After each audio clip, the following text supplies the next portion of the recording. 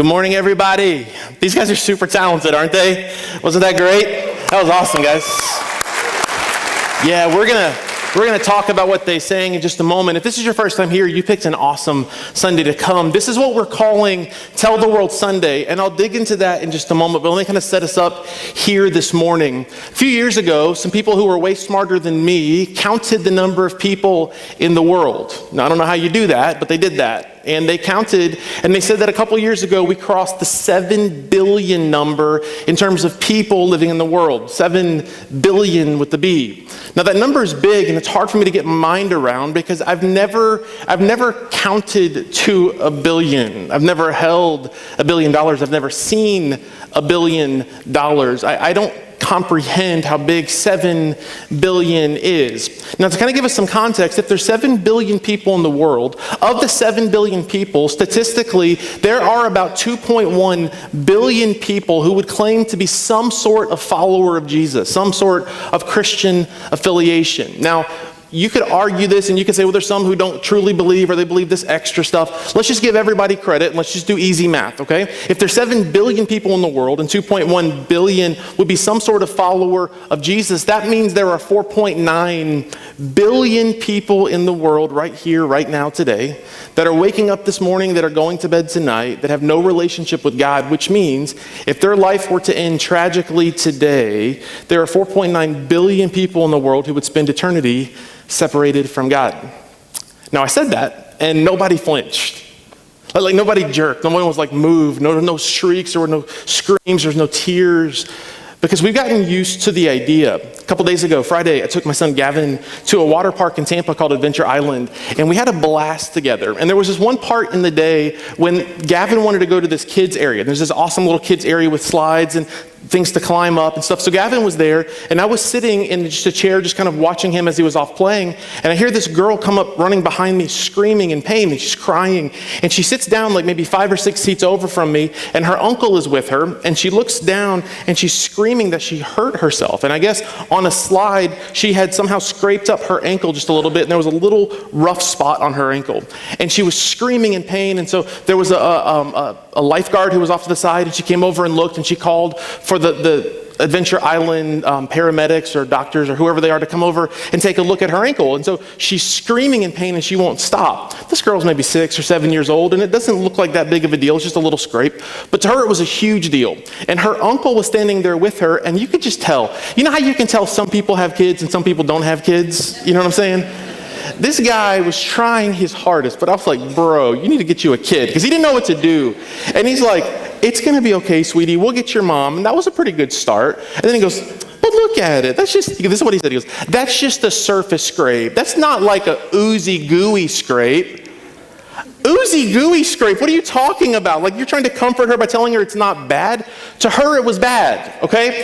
And then they called over the intercom system, and the mom found out that it was happening. And so a couple minutes go by, and the girl's mom comes running in, and she runs right in front of me, and she is screaming. She's like panicked in this moment, and she comes running in. She says, what is going on? Is my baby okay? Is my baby okay? Is my baby okay? 2 different people, an uncle and the mom, interact with the same moment, and they have completely different feelings by it. Why? Because one feels a sincere sense of ownership. This is her little girl, and she doesn't know how much pain she's in. The other one is someone who loves her, but it really just it's not as big of a deal to him.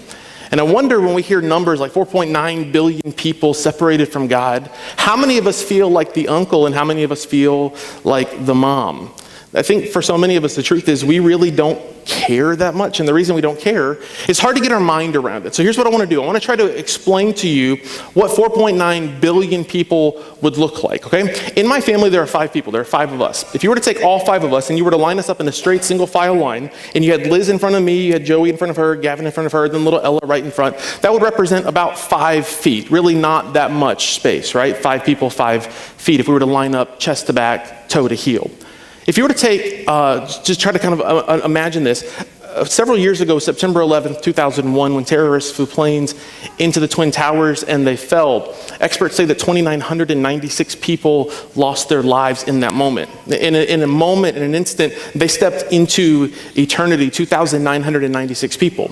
If you were to take those people and line them up in a single file line, toe to heel, chest to back. That line would go about half a mile.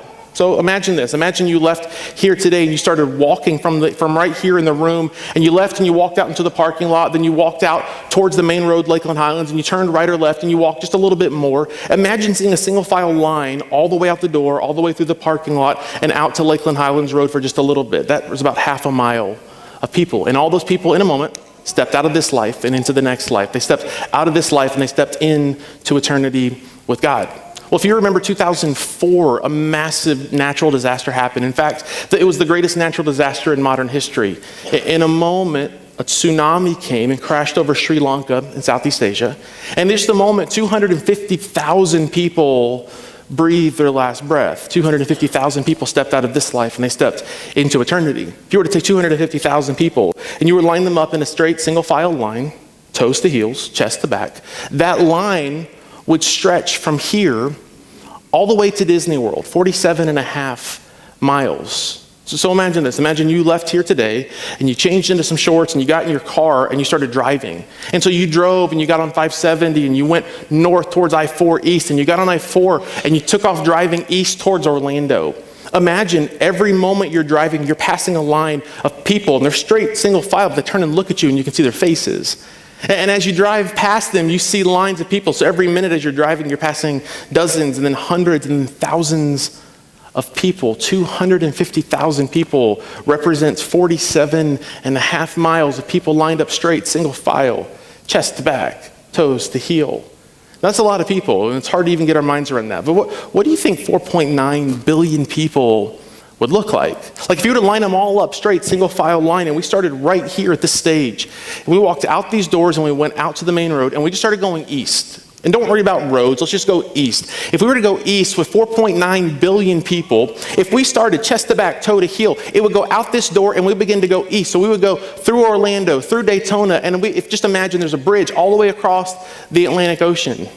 But it doesn't stop there, because you got to go through London, and after you get through London, you maybe go through Spain and Portugal, and after you get through there, you cross over the northern part of Italy into what is like the western part of Asia, and you keep going, and you go through Russia and Ukraine, you keep going all the way across the world, and eventually you find yourself starting to circle back, and you cross over Hawaii, and you don't really stop there, though you want to probably. You don't stop for a little bit.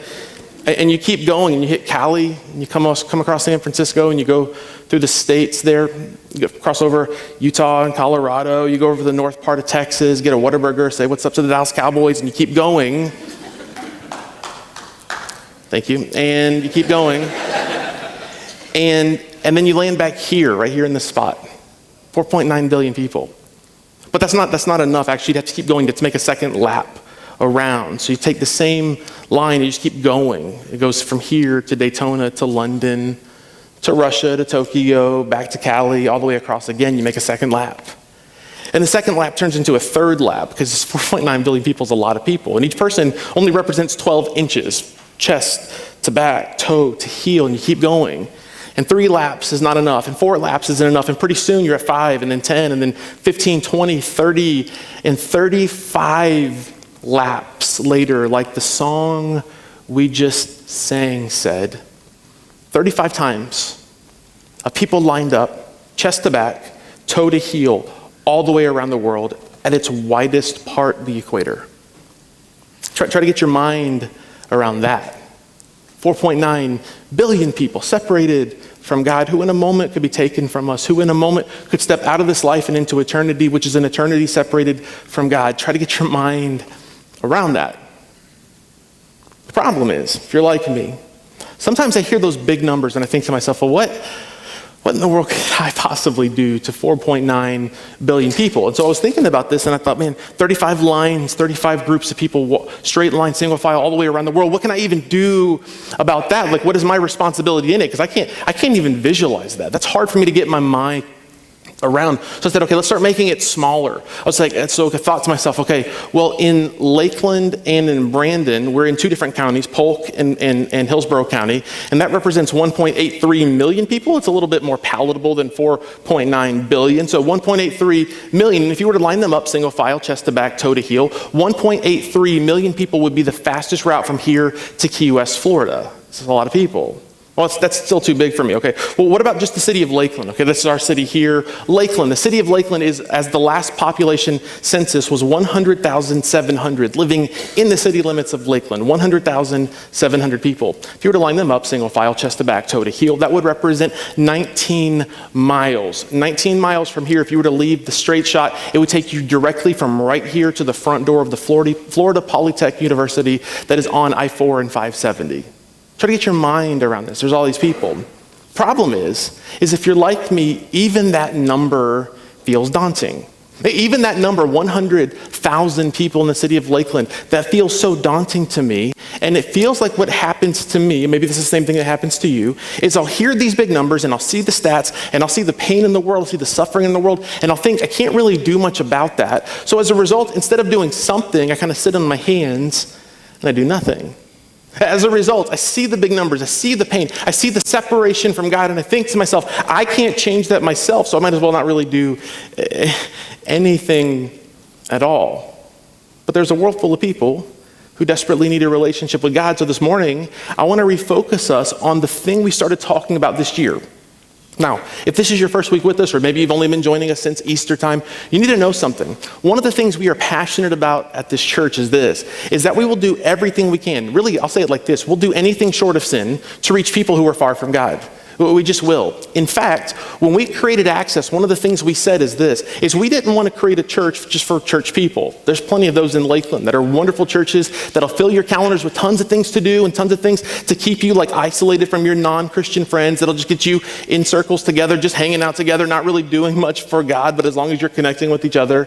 You get what I'm saying? Like, we didn't want to create a church for church people. We wanted to create a church where people who were far from God could come and experience the love of God that so many of you have, that they could see their life change from darkness to light, that they could experience the love of God and receive salvation and grace, and they could be forgiven of their sins. Like, we wanted to see people enter into right standing with God, and that's what the point of this church is. And so this year, we started this year with a series called I Am Access. And the whole point of I Am Access was, if you're going to be a part of this church, we need to run the same play. Like, if you're going to be a part of this church, we need to be leveraging our lives and leveraging our influence to reach people who are far from God. And you have responded in such a practical, amazing way. In fact, let me tell you this, okay? Today, the reason I'm wearing this shirt that says 95 is not because of 1995. For those of you NSYNC fans, that is not this. This shirt, and the reason we have that number right there is because as of today, as of last Sunday, this year at Access in Lakeland and in Brandon, we've seen 95 adults make a decision to surrender their lives to Jesus, which is awesome. It's awesome. It really is. Now, let me tell you this though. Here's why this is awesome. 2 or 3 reasons. The first reason is this: 95 represents adults and teenagers. It does not represent children. We have every single Sunday in Lakeland and in Brandon around 100 plus kids who come every single Sunday to one of our services. And every single week, lots and lots of kids pray and make a decision to surrender their life to Jesus. It's not that those don't count. I just wanted you to see the number of people sitting around you who this year have prayed that prayer and made that decision. To me, it's equally cool that this is happening in a city like Lakeland and like Brandon. This isn't the Bible Belt. Like, I hope you know this. Like, the Bible Belt is very different than this. But Lakeland is a very interesting religious city. In fact, when I talk to other pastors around the country that know the city of Lakeland and they know the city of Brandon, they say, "Are you serious? You've had that many people pray to make a decision to surrender their life to Jesus this year?" And I'm like, yeah. They're like, it blows them away.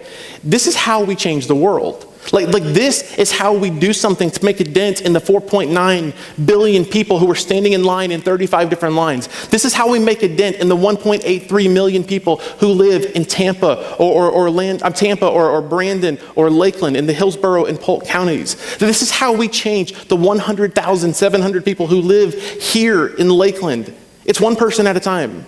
And every single time that we reach one person, every time one person makes a decision to surrender their life to Jesus, what happens is the line just gets a little shorter and a little shorter and a little shorter. It makes me think to myself, like, what would happen if every church in America got red hot about this idea, that they got passionate about this, that they wanted to leverage everything? It would change the way they spent money. It would change the way that they prioritize their time. It would change the way that they do ministry. It would change our church calendars if we would care about this, because every single number represents a person, and every person is a person who really matters to God. So this week, I just wanted to take a week where we get out of our normal routine, which is normally we're in series. Normally we do message series that are felt needs that'll help you in relationships or your marriage or help you deal with fear or finances. We want to do those things. But every once in a while we need one of those days where we kind of call a time out and we get back in a huddle together. And I feel like my responsibility as the coach of this team, if you will, is just to say, guys, look, we have got to make sure we're running the same play. We just got to make sure that we're doing the same thing together because there's 4.9 billion people. There's 1.83 million people. There's 100,700 people right here that we interact with, that we see when we go to Panera Bread, that we see when we go to Starbucks. There's 1.3 or 1.83 million people in these two counties that need a relationship with God. So my question is, will you join me in this? Now, to help us, here's what I want to do today. Even the 100,700 number just in Lakeland, even that number, it feels overwhelming to me.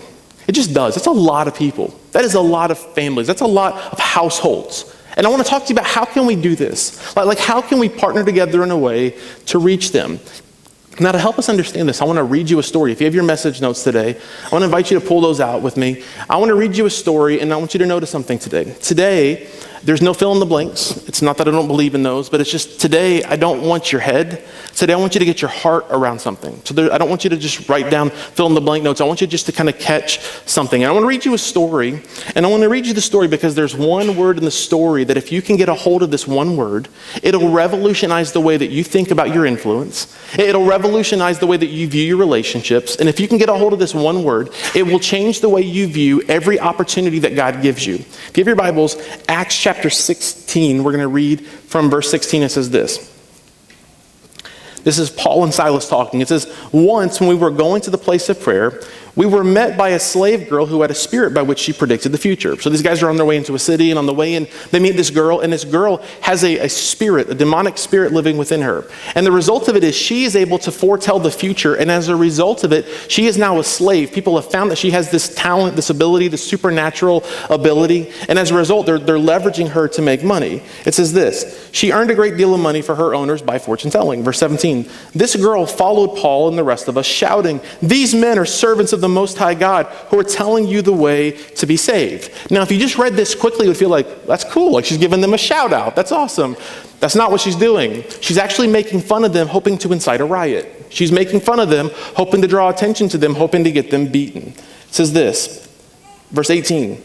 She kept this up for many days. Finally, Paul became so troubled that he turned around and said to the spirit, notice he talks to the spirit within her, not her. He talks to the spirit, in the name of Jesus Christ, I command you to come out of her. At that moment, the spirit left her. Wish we could have more of that in the church, honestly. Verse 19. When the owners of the slave girl realized that their hope of making money was gone, they seized Paul and Silas and they dragged them into the marketplace to face the authorities. They brought them before the magistrates, which would be like civil officers, like police officers. And they said, these men are Jews and they are throwing our city into an uproar by advocating customs unlawful for us Romans to accept or practice. Now here's what I want you to try to imagine. They're out just like doing their thing and they get thrown in front of the police officers. The police officers were not Jewish, they were of Roman descent, and the Romans oppressed the Jews in this day. Like sometimes it's hard for us to get our minds around what oppression would actually feel like because as Christians we think, well, they don't want us praying in schools anymore. So oppressed. We have no idea what oppression is. If you watch the news, you've seen in the last few months, there's ISIS happening in different parts of the world. There's these pockets of ISIS leaders who are taking Christians in Muslim and third world countries, and they're dragging them out, putting them in like single color orange jumpsuits. They're leading them out and they're beheading them or lighting them on fire. And we think, man, this is great persecution. And it is for them. But imagine this. Imagine a whole country or a whole section of the world that lived like this. Every day in fear that they would be penalized. I've read stories from like outside of the Bible that actually happened in history. They're just historical sources, not necessarily connected to the Bible, that tell stories about one time there was a man who was Jewish who he set up like an assassination attempt for the emperor of Rome. And he was able to not kill him, but he was able to kill kind of the second in command. And as a result, the emperor was so angry that when this guy got away, he said this, he said, I am going to issue a decree that in this country every single day we're going to take 10 Jewish people and we're going to kill them until you come forward and accept your fate. And so day after day after day, he would walk into places like schools and take innocent children. And he would take them and he would say, like publicly, he'd say, look at these 10 faces. And he'd get 10 little 6 and 8-year-old girls. And he would say, look at these faces. All of them are going to die until you who are responsible for killing my right-hand man come forward to face your fine. And they would crucify these girls. Like, talk about oppression. Like oppression isn't, I can't talk about Jesus at school. Like, it's not oppression. That they lived under oppression. And so Paul says this, Paul and Silas, they get arrested and they're in this marketplace. And something violent happens. They begin to get beaten as a result of this. We'll keep reading about it. And I want you to try to imagine this. If you've ever watched the news, remember a few years ago when the whole attack in Benghazi happened? Do you remember this? And they showed video of the people there in the streets rioting, overthrowing this building. If you've ever seen that before, try to get your mind around that and understand that that was what is happening. What is happening in certain parts of the Middle East is about as close as you can get today to what was happening back then. And so these Middle Eastern men attack Paul and Silas and they begin to beat them. Verse 22. The crowd joined in the attack against Paul and Silas, and the magistrates ordered them to be stripped and beaten. Verse 23, after they had been severely flogged, they were thrown into prison, and the jailer was commanded to guard them carefully. Upon receiving such orders, he put them in the inner cell, like the safest, most secure part of the jail cell, and he fastened their feet in stocks. Now just call time out again. Let me ask you this question.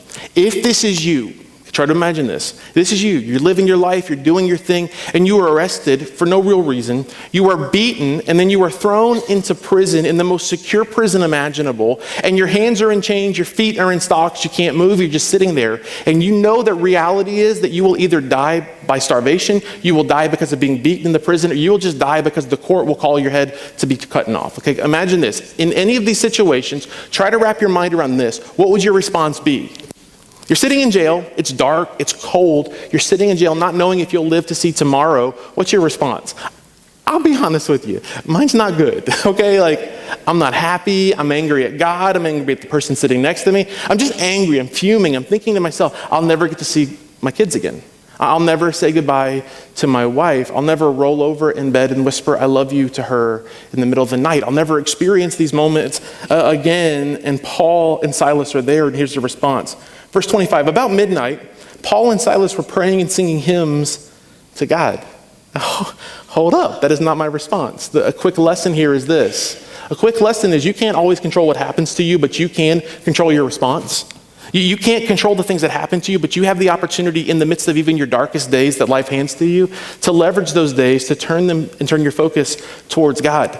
See, so often what we do in difficult seasons is we look at our problems and we say, God, can you help with my problems? We're looking down at our problems, as opposed to looking up at our God who is so much bigger than our problems. You see, when you look up to God, when you turn your focus to Him, what tends to happen is you realize how big, how majestic He is, which in turn makes all of your problems feel insignificant. So verse 25 again, about midnight, Paul and Silas were praying and singing hymns to God. They had their focus in the right place. And the other prisoners were listening to them. Verse 26, suddenly there was a violent earthquake and the foundations of the prison were shaken. So God sends this massive earthquake. The foundations were shaken. At once, all the prison doors flew open and everybody's chains came loose. Let me stop here for a minute and just kind of tell you something. One of the great lies that we believe in our culture is this, is that my life is about me. My problems, they're my problems. My sin, my sin. My secret stuff that I deal with, my addiction to these websites, my problem with this habit, like the things that I deal with, it's not really hurting anybody. It's just hurting me. That is a great lie. One of the things you learn as you follow Jesus is this, is that all the good that you experience, those around you, they experience it in some form or another. Conversely, all the good that happens in your life, they can feel as well. So one of the things that happens to Paul and Silas is they're in prison, they're in chains, and God sends an earthquake, and as a result, everyone around them is freed. Isn't it interesting to you that everyone else gets freed? God could have just zapped their handcuffs and sent them out, but instead everyone around them is free. Here's the thing I want to say to you. For those of you who are trapped in some kind of bondage, some kind of shame, some kind of cycle of bad habits or sinful problems, when you get free, watch what happens to those around you. Watch what happens when you find yourself free of sin and shame. Watch what happens to those around you. So everyone's chains came loose. Verse 27, the jailer woke up. And when he saw that the prison doors were open, he drew his sword and was about to kill himself because he thought the prisoners had escaped. He thought to himself, I'd rather kill myself now and deal with the consequences right now than I would to face a life of persecution, a life of beatings for letting these guys go. But Paul shouted, whoa, don't harm yourself. We're all here. And the jailer called for the lights, and he rushed in, and he fell trembling before Paul and Silas. Then he brought them out and asked, sirs, what must I do to be saved?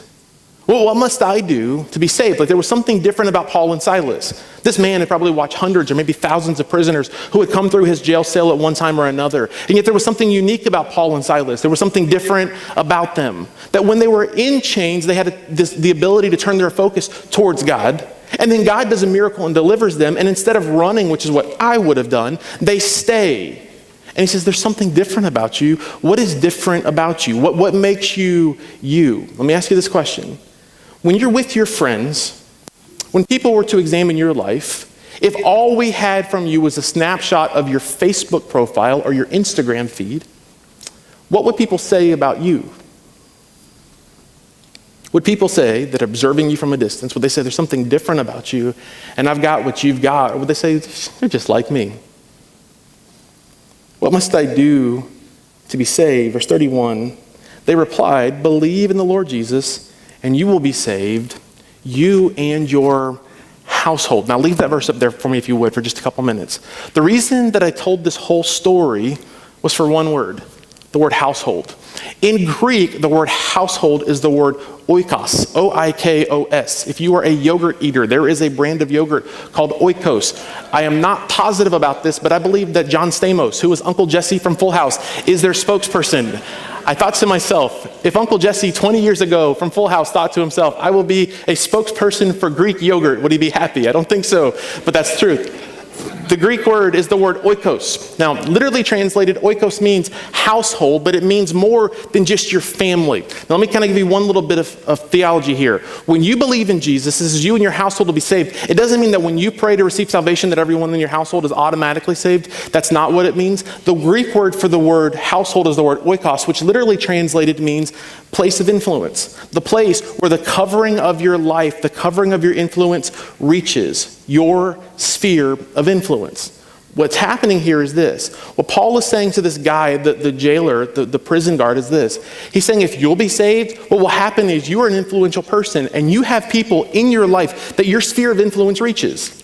You have people that you are directly connected to who will listen to you and who will take you more seriously than maybe they would a preacher like me. There are people in your life that you have invested your whole life in, and as a result of that, you have influence over them. Some of you are leaders. You need to understand something. Leadership isn't position. Leadership isn't title. It's not. Leadership is influence. Leadership is having the ability to call things as they are and having people follow you. Now, sociologists say this. Sociologists say that the average American today has about 12 people in their life by which they have influence. 5 people in which they are in their sphere of influence. And here's how they define that. A person that's in your sphere of influence is a person that you spend on every single week an average of at least 1 hour with. That means talking to, face-to-face, on the phone. You have 12 people in your life. Now, statistically, like this holds true for almost everybody according to this study. Almost all of us have 12 people in our life that on average, every single week, we're spending about an hour with. Little interesting side note.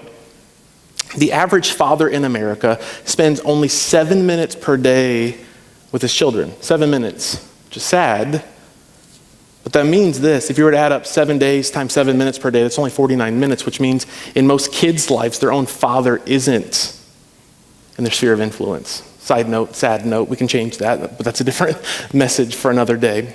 Here's the point. If you were to think about your life and you think about your circle of influence, your sphere of influence, the people that you interact with every single day, the question I want to ask you is this. Number one, do those people know that you are a follower of Jesus? Have you told them? Have you modeled for them by the way you've acted? Have you allowed your manners, the way you treat them, and your mannerisms, the way you act, the words you say? Have you allowed those things to reveal that you're a follower of Jesus? The truth is, most people have no idea that their friends are Christians or not. They just don't. And I think it breaks God's heart. Remember earlier I said this, there's 4.9 billion people, and I said no one flinched. God flinched. The reason God flinches, it breaks his heart. Because every one of those 4.9 billion people, the 35 lines circling the world, every single one of them matter to God. They matter to him. And you have influence. You have people in your life that God placed there on purpose for you, so that you can be leveraged in a way by God to reach them. So the question I want to ask you is, who is your oikos? Who are the people that you have influence over? Now, I believe that all of us have influence in 3 unique areas in our life that I want to give you, and then I'm going to teach you something to pray, and then we're going to go out of here and we're going to change the world together. The first level of influence that I think that all of us have, that we have to steward, which means to manage over, is this. I think that all of us have an influence in a sphere, which is our people.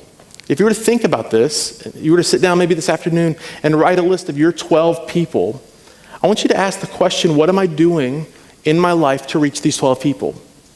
Well, what am I saying? What am I doing with my actions and my manners? What am I doing to let them know that I am a follower of Jesus and to invite them in to the story of God? You see, for so many of us, the problem is we have 1,000 excuses. Well, Jason, you're a preacher. I'm not a preacher. I don't know what to say.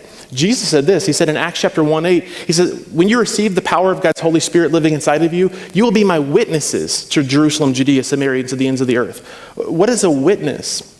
A witness is someone who just tells what they've experienced. How is your life different since making a decision to follow Jesus? How is the way you treat your wife or your husband different? How is the way you treat your kids different? How is the way you handle money different? How has God freed you of greed? How has God freed you of jealousy? How has God changed your life? You see, if you can answer that question, all you have to do is tell people what you've experienced as a result of a relationship with Jesus and watch what happens. You don't have to know 1,000 Bible verses. You just need to tell people your story and invite people in. Second area of influence I think we have is not just our people, but it's our places. And for some of you, your home is the natural, obvious fit. And I just want to ask you as a parent, if you're here, are you living a life in front of your kids that they know that you're a follower of Jesus and you're passionate about him? Do they? And then not just that, but most of us statistically have about 3 places that are our places. The first place is our home. The second place is our work. And some of you know this. There are people at your work that you'd never interact with, or when you do, it's short and coarse. But there's other people that you know, that they follow you, that you love, that you care about them. Like you see a movie on the weekends with them because you're actually friends. Do the people at the places you work know? We all have 3 places, our home, our work, and then all of us usually have a third place. Third place for many is church or Starbucks or places we go to hang out with our friends. Do the people in those 3 places know? Third area, we have our people, we have our places, and the third place is kind of interesting to explain, but it's in our passions. Here's what I believe about you. All of us are gifted in some areas. This may be weird for you to try to wrap your mind around, but there's some people who are wonderful with people, and there's some people who are not great with people. There are some people who are public, and there's some people who are very private. A couple weeks ago, I was talking to a friend. We had a baby dedication. I was talking to my friend, and I said, man, you said something that was so funny. And he goes, my hands were trembling when I said that. And I was like, you just said like one sentence. And he goes, I know, but you have no idea how much it freaks me out to stand in front of people and to talk to them. And I'm like, that's weird because to me, it's natural. Like I would rather talk to hundreds of people than I would to talk, honestly, to one-on-one. It's just weird. That's how God wired me. But here's the thing about you, is when you tap into your passions and you work at them, when you tap into the things you care about and then you work towards them, what will happen is others will gather around you. When you discover what you're passionate about, the things that move your heart, like in a couple of weeks, we're doing something that really excites me. This is Foster Parent Appreciation Month. And in 2 Sundays, like the week after Grill and Chill, we're going to honor foster parents. And so if you're a foster parent, like definitely be here. We're going to hook you up. It's going to be awesome. Like just come. We're going to have a whole Sunday on it, right? Well, there's people in our church that are passionate about this, that have, at one time they had like 6 kids living in their house at the same time. And I think to myself like, man, that's awesome. And as a result, people started following them to the point that they had to start a ministry. They started this ministry and it's grown, so they're having to expand to different warehouses to keep all the stuff that they've got coming in. It's like when you find what you're passionate about and tap into that, what happens is people follow you. So in all 3 areas of your life, in your people, in your places, and in your passions, are you leveraging what you have to reach people who are far from God? Truth is, most people aren't. And I want to give you this one stat that just, when I heard this at a conference about a month ago, it floored me, okay? Pastor of this church, rapidly growing church, reaching thousands of people every single weekend, said this. He said, in a healthy church, the average attender is bringing one person with them every 3 to 4 months. At least one person every 3 to 4 months. I begin to think about it, and this is something I'm passionate about, and I've done this. I know some of you are very passionate about it. I've seen it. I've experienced it. You've introduced me to people you've brought with you. That's awesome. But then I think about the majority of us, and if you were honest, I think, no, that hasn't been my experience. And I just want to challenge you, if that's you, let's start leveraging our people, our places, and our passions, the influence that God has given us, our oikos, to make a difference for him. Now, I don't want to guilt you into this, but here's what I want to do. I want to encourage you and I want to inspire you with one thought, and then we're going to pray. We're going to go. At the bottom of your notes, I want to challenge you to do something with me this week, every single morning, just for 7 days. Okay? Between now and next Sunday, I want to challenge you to do one thing with me. At the bottom of your notes, I wrote a prayer, and it's basically like a 2-sentence prayer. No, 1 sentence. There's not even a punctuation in it. 1 sentence. And here's what I want you to do. I'm going to ask you every morning to wake up for the next week, and I want you to pray this prayer. Here's what it says. Lord, please open my eyes to the opportunities you've created for me and give me the courage to share good news. Lord, please open my eyes to the opportunities you're creating for me and give me the courage to share good news. You see, for most people, unfortunately, the reason they never share their faith is because they don't understand how good what God has given them is. The reason the gospel is called the good news is because the good news, when you get a hold of it, it permeates all of you, it changes you. It doesn't just mean you get a ticket to heaven, though that's great. It means that you don't have to be the same now. It means you can break out of the cycles of sin and shame. It means that you no longer have to believe the lies that you've been told about yourself over and over, because you begin to realize that the only voice that matters is God's, and who he says you are is his child. And he loves you. It means that you begin to get to experience what Jesus said in John chapter 10, which is, I've come that you might have life, and life to the fullest, or life with abundance. And it just makes me think this.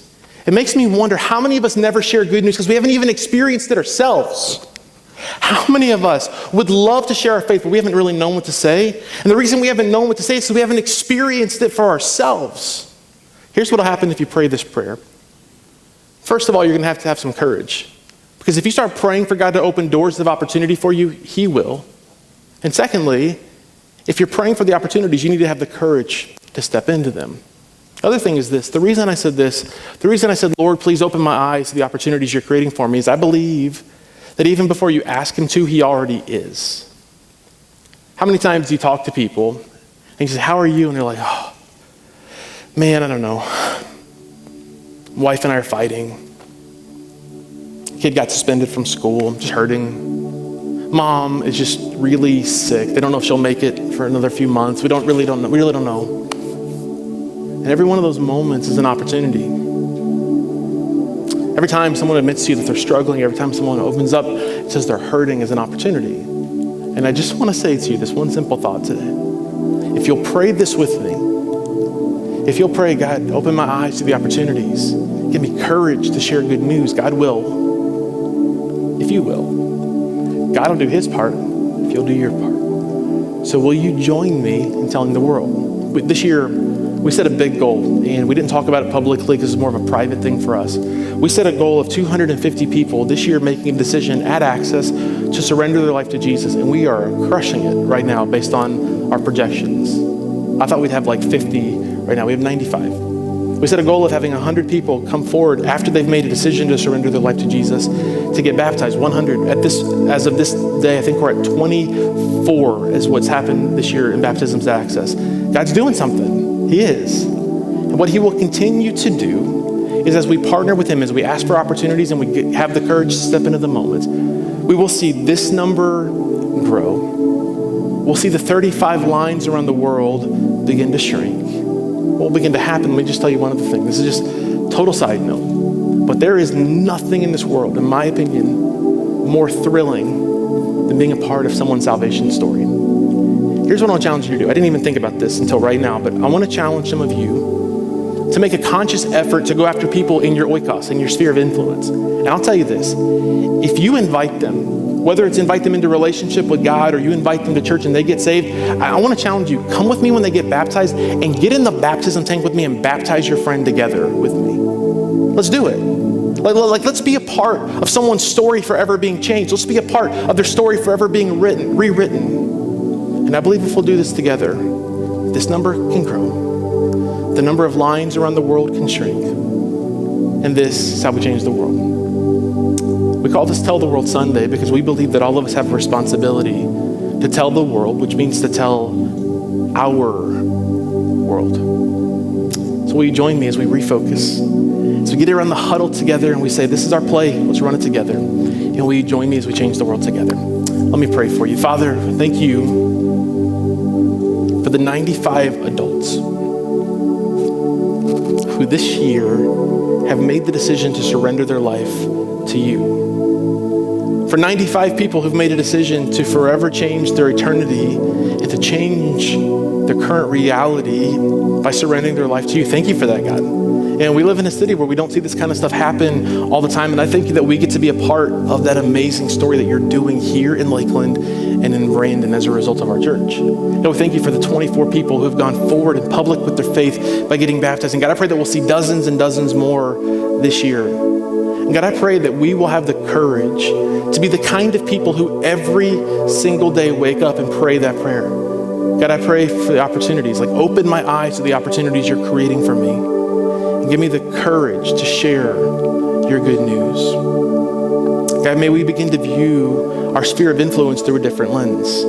May we begin to see the people in our place, the people in our places, the people that are our friends and our family members, and even the passions that you've given us through a different lens, which is the ability, the way that we can connect with them to lead them into relationship with you. So God, we love you. We celebrate the 95 people who've made that decision this year. And we pray for many more.